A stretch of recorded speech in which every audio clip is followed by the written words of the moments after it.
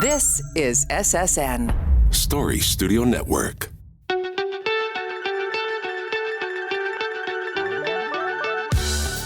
Hi, I'm Dean Gation, and this is the Powerful Connections podcast. For over 40 years, I've been involved in planning and building high-voltage projects. My company, DGG5 Advising, is the opportunity maker you need for your energy and construction projects. My guests and I are going to share our experiences and how we have brought projects to successful completion. Today, we're going to talk about planning.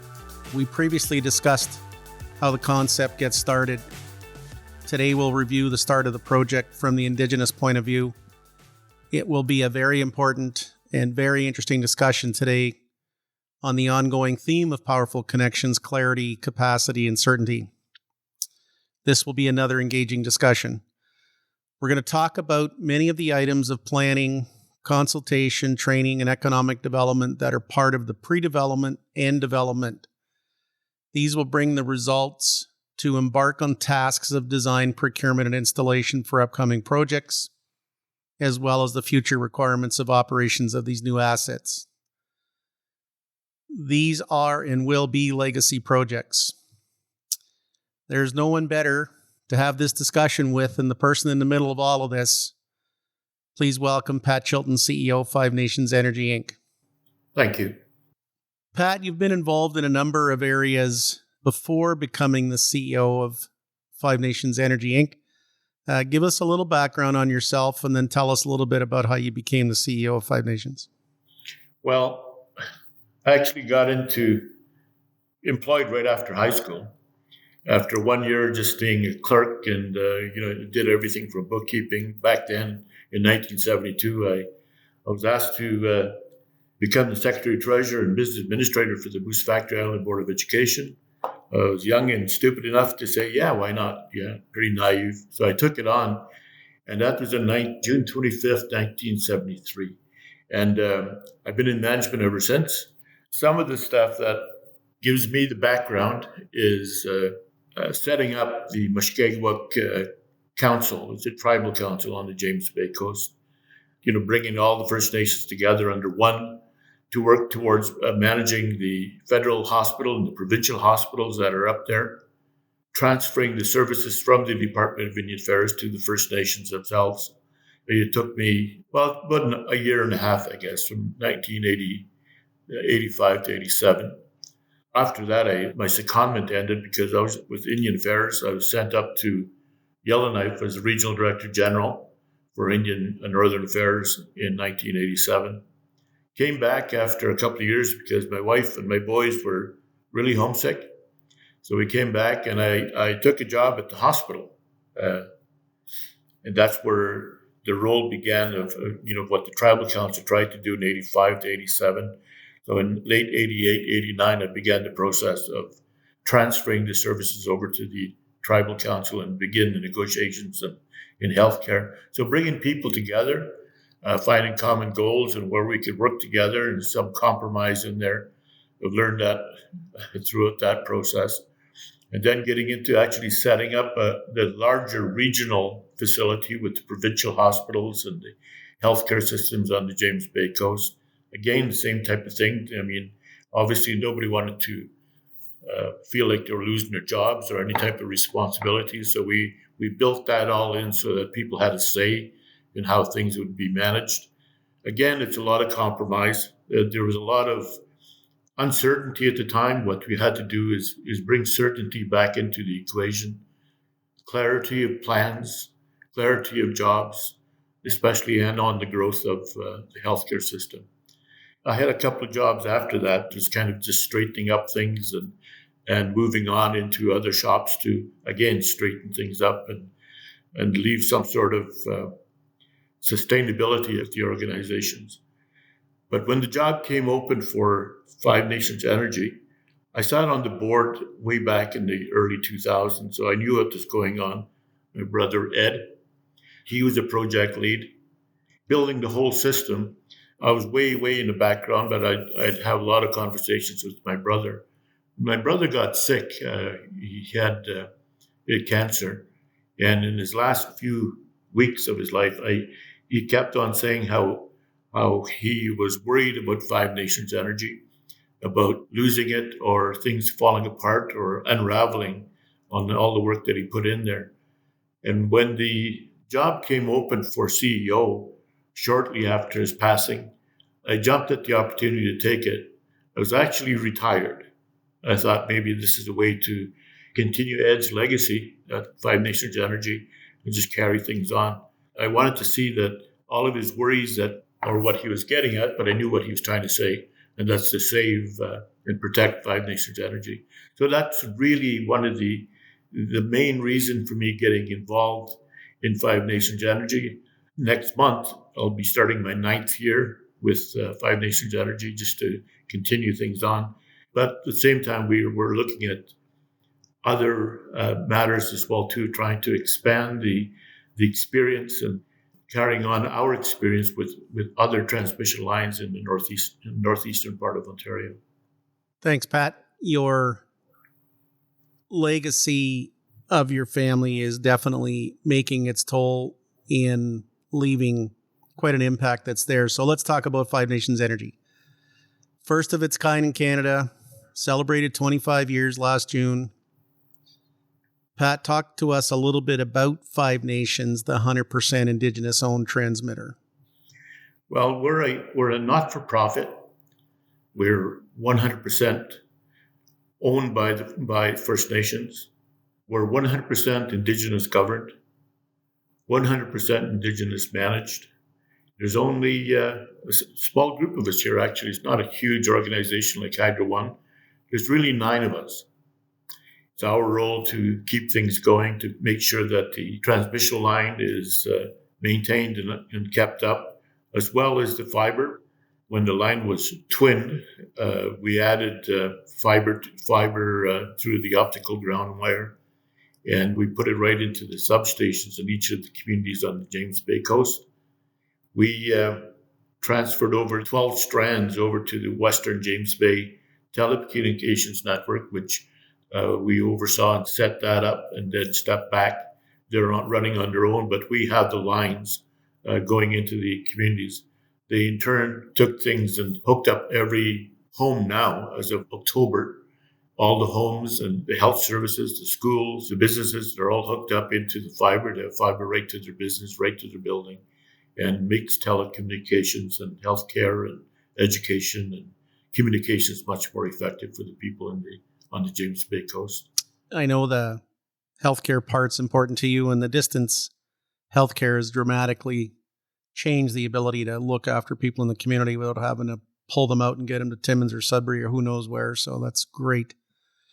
Pat, the other side of what you were doing is the services to Indigenous leaders and businesses for development of new transmission projects and other kinds of energy projects. Tell us a little bit about Five Nations Development Inc. Five Nations Development Inc. actually was again, way back in March 2000. My brother and the other leaders saw that they would expect that First Nations would come to them wanting to find out if, what kind of services we could provide so that they too can get into the area of transmission and electricity as well as distribution.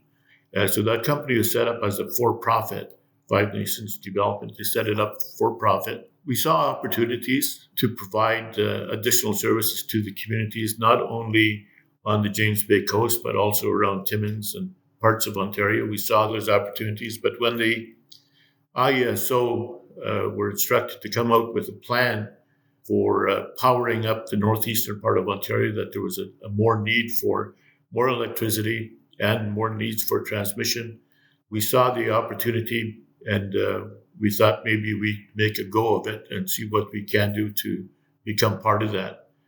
Initially, we thought, okay, we could do it maybe by ourselves, but being a small transmitter, we don't have the deep pockets and financial resources to move ahead with it. So the opportunity came to deal with the new CEO and a new direction that Hydro One had put into place. The new CEO for Hydro One and I met in March 22nd. We talked about a partnership in constructing these 3 lines that were announced for Northeastern Ontario. And within an hour, less than an hour, we shook hands and said, okay, let's work together to build these lines. We let our teams, our legal teams, work on the agreement so we could work together with it. We did a lot of work, footwork initially, even prior to the handshake, trying to convince the First Nations to come and work with us so that we can build those transmission lines. We let them know that there was all kinds of opportunities for them for economic development and also for, to invest into these new lines, that Hydro One and Five Nations would work closely with them. I don't want to use the word capacity building because the people that we're working with do have the capacity. I think what they need is some coaching, I guess, and also draw from experience of Hydro One and Five Nations Energy in moving things along. So there's a lot of opportunities, economic opportunities for the 2 lines that run from Sault Ste. Marie to Hanmer, Ontario. We're still working on another line that's from Wawa to Timmins. Altogether, these 2 lines would be 540 kilometers of transmission line. We think we could make a big impact for the First Nations and Hydro One and for the ratepayers of Ontario if we move and work with partnerships with the First Nations. What a fabulous opportunity. And I think, smoothing the path forward to success is going to be a great moniker for Five Nations to deal with. You've been involved, we know, over the years with many agencies in the healthcare sector and in the energy sector now with Five Nations Energy. What are some of the great items being done in planning with places like the IESO and the Minister of Energy? I noticed in the last 2 or 3 years in the province, whether it be the Ontario Energy Board, Hydro One, the Ministry of Energy, the IESO, I think they're making very honest efforts towards trying to deal with truth and reconciliation, the ideas of economic reconciliation with First Nations. There's actually very honest attempts, to make it. And I say that because, they've approached me, for instance, to sit on their strategic advisory committee that could move things along, not only just for regular Ontarians, but also Indigenous people, including us in their planning. There's a huge push to have Indigenous participation and move things along and try to bridge the gap. There are talks and sayings right now about Five Nations Energy, of what we can do, what we did in the past, that these type of experiences can be passed on and worked with First Nations when they're building transmission lines. It even goes so far as to eventually mining development in the northern part of Ontario. A good example of that would be working in the Ring of Fire area, working with Hydro One, working with the First Nations, working with mining companies, but most of all, working with the First Nations to address some of their immediate needs and things like housing and infrastructure, and getting off diesel, because they too want to be linked in to the transmission line. There's other communities that have spoken to us at Five Nations. Again, I've been really pushing in a very positive way, I think, the fact that Hydro One and the IESO and the Ontario Energy Board, Ministry of Energy, that they're making honest efforts. They've been talking about hooking up these isolated communities. There's one community that's close to Lake Nipigon, on a community called Gull Bay, and their land was flooded by the Ontario Power Generation a number of decades ago. They're only 90 kilometers away from that hydro generation station. And they're asking, if the province is really interested in dealing with reconciliation, at the very least that the province can do, and the federal government, is see what they could do to bring them on the grid. And that's going to be one of my efforts over the next little while, is working, with First Nations, trying to see if we can convince federal and provincial governments to link them in, and that we would help not only just Five Nations, but also Hydro One. They want to see ways of dealing with First Nation issues at the same time, linking these communities to the grid. They shouldn't be left off at this day and age. Diesel is not good. We think we can do that. We think that there's the environment now in Ontario and in the government. I've been saying in the various talks that I've been given over the last couple of years is that there's no sense in trying to eliminate First Nations out of the equations and go ahead and build the mines without them. So you may as well get on it now. May as well deal with the issues, and that way we can deal with issues around resource development. We can deal with the requirements, the infrastructure requirements at First Nations. We've always talked about it's not about the transmission line, it's what it brings. And all of those things you're talking about will come about. You were recently at the inaugural First Nations Economic Development Conference in Sault Ste. Marie. What do you feel was the reception of your presentation talking about all this, and what do you feel the impact had on those attending? I think the economic development people, they've heard some noise out there about Five Nations energy and that we were around, but they didn't know much about it.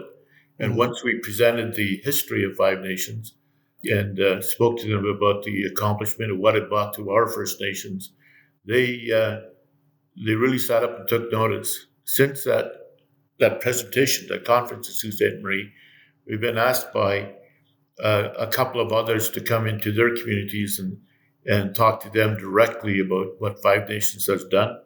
The fact that we're 100% owned.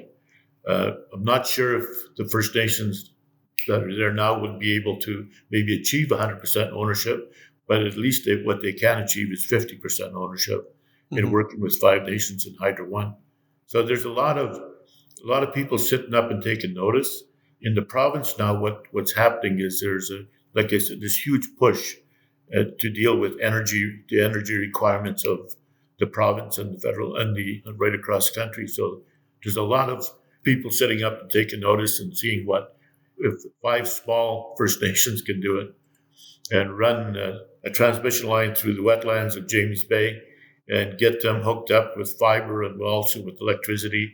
If they can do it, we can do it, is what they're thinking as well. So you were recently at the roundtable discussion in Toronto with one of the groups, and you feel there's any outcomes or action items coming out of the gatherings as these continue?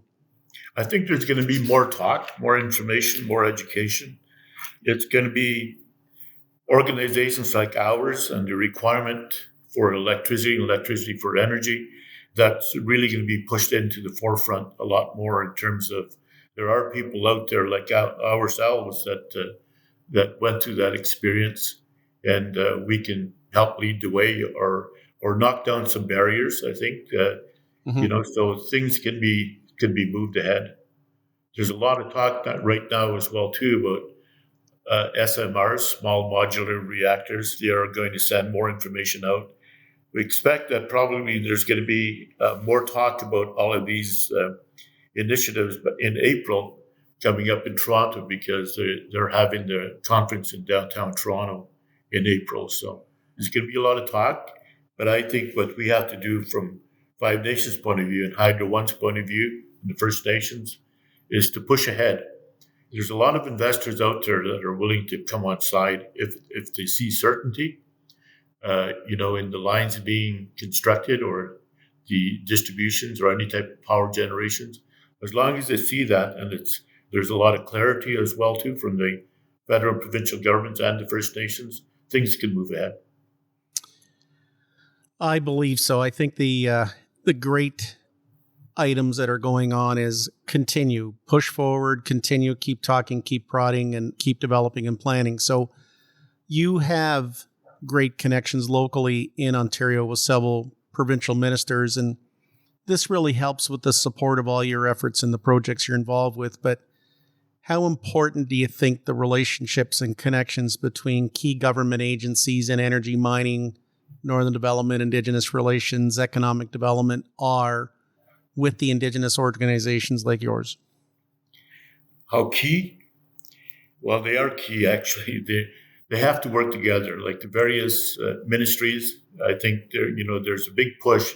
I think one of the things that really made people sit up and take notice is when Premier Ford said that the Ring of Fire is going to go ahead, even if he has to jump on a bulldozer itself and drive it up.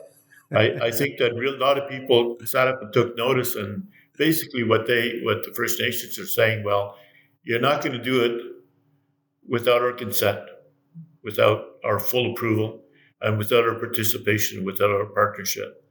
And I think, that made people think. It drove them right away to the table. And so First Nations are sitting back doing a lot of thinking right now and looking at partnerships.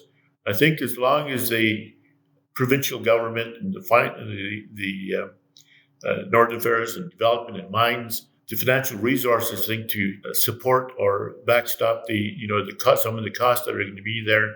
There has to be some sort of fund developed, I think, nationally and also provincial funds to actually allow for to backstop, I think, some of the investments that have to be made by First Nations as well. So they don't have the money, but it's the fact is it's the way I've always said it. I said this for a number of years now since I've been here. If you're going to run something through people's backyards and you want to dig pits and extract minerals, you'll have to do it with the consent of First Nations, because there's no way that you can move ahead without them, because they're going to be stopped dead in their tracks. You have to work, and I think the provincial government is finally seeing the need for that. Now, we're at the very early stages of thinking with this provincial government to move in that direction. So it may take time. It may take a bit of effort. I don't think we're going to be hitting home runs at every meeting. I think it's going to take some time. There's going to be a lot of time, sometimes where there's going to be a need for some sort of collaboration, some sort of compromise as we move along. But if you make the compromise, and the next step would be working to try to get more control or more ownership as time moves along. And that could take 5 years, it could take 10, it could take 20 or 30 years. But I think with the various governments, the various ministries, and with the cooperation with the federal government as well, I think we'll make major headway. There is ongoing change in the provincial and federal governments, and these are big changes that are going to happen. Do you feel you'll get to a point of policy changes for greater equity opportunities and greater promotion of funding and all those? Do you think those are going to come faster or slower than what we need?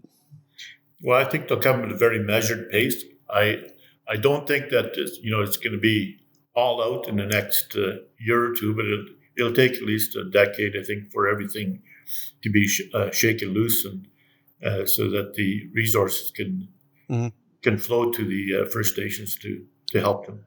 Do you think you're being heard real well at IESO? That's quite a dramatic group, and also the Minister of Mining's Advisory Committee. I think, them asking you to be there, I think they want to hear from you, but do you feel you're going to have a good impact there? I think at the IESO, we have made a major impact. As a matter of fact, I can't talk about it in detail, but what you will hear in the next month and a half, I think you'll hear some new strategic directions that the IESO board will be considering over the next little while. We managed to change, as a matter of fact, some things. Like I said, I can't talk about it without the IESO approving these initiatives, but most of the board members for the IESO attended the last Strategic Advisory Committee when we talked about this, and there was a lot of nodding. There was some redrafting of policy. So I think you'll see some change from the IESO. Good. That eventually goes on to the Minister of Energy. You've recently made a new acquaintance in David Lebeter, the CEO at Hydro One Networks Inc. Tell me a little bit about how that came about.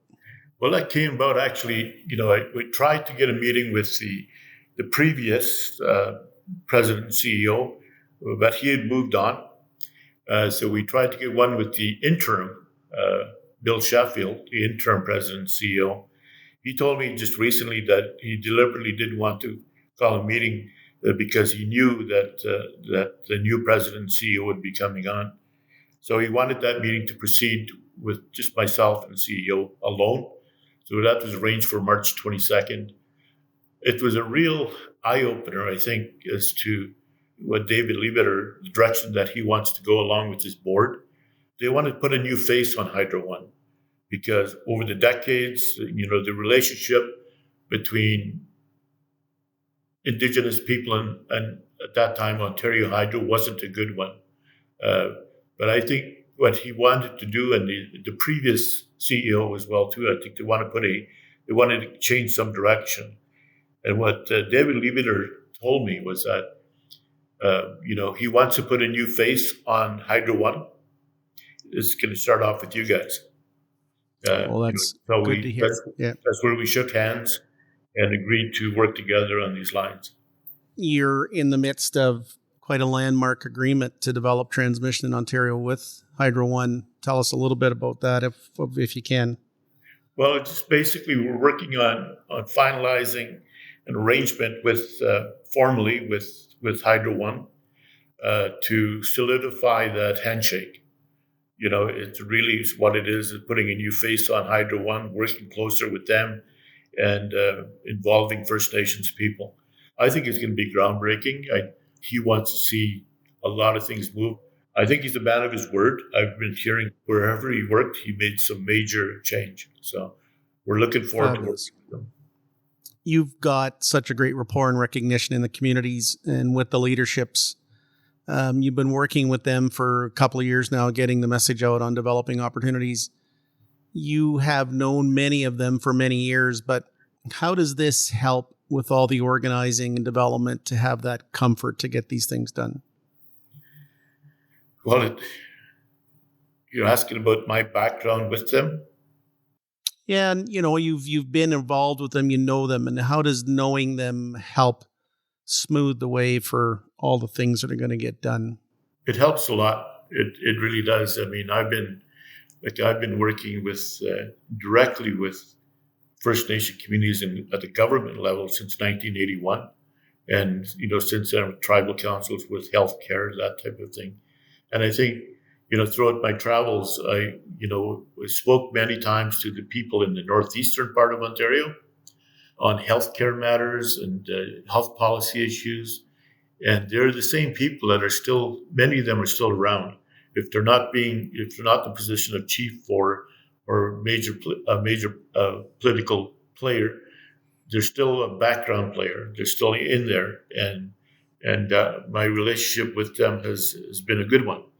And, even with the chief in Chapleau, although there are some matters there with respect to the construction of the line from Wawa to Timmins, our relationship is still a very good one. We're still breaking ground, and I think we're going to make some major headway with them. So there's a lot of the political relationships still carry on. What do you feel is the biggest outcome you want to see from your involvement in the high voltage industry and all these projects? I want to see completion of them, but I also want to see that that there's headway not just in the transmission side of things, but also the generation of power. I mean, there's a real need for it. Where that comes from. I know that the Ontario Power Generation put out a paper back in April, looking at development in the north, and I'd like to see that somehow come along as well too, into at the same time working towards to addressing the needs of the people of Ontario, right? So, great. I think it's a great idea. Yeah. We've touched on a lot of areas that you have great input on, and I look forward to see what is next for you. But what are your final words to leave everybody with today that's listening? I think there's a lot of hope. I like the fact that there's more raised awareness amongst First Nations, amongst the provincial government, the federal government. I think there's a lot of interest. We had some federal people at the roundtable this week as well. There's much more interest. It's a matter now, I think, of working around some of the hiccups. There's going to be a lot of hiccups, but trying to address those as we're going along. There has to be some continuity in the approach, even if there's a change of government. I think we can't stop. If there is a change of government, we just can't stop. We have to keep moving. A wise person told me about 4 or 5 years ago that no matter what government's in power, you're going to have to work with them. It takes compromise. It takes patience, and you're not going to hit a home run at every turn at bat. So, Pat, thank you for joining me today and bringing some great insight and advice to our listeners. This is truly an exciting time. In my next episode, we're going to discuss opportunities with Merv McLeod from McLeod Wood Associates. Thanks very much. Have a good day.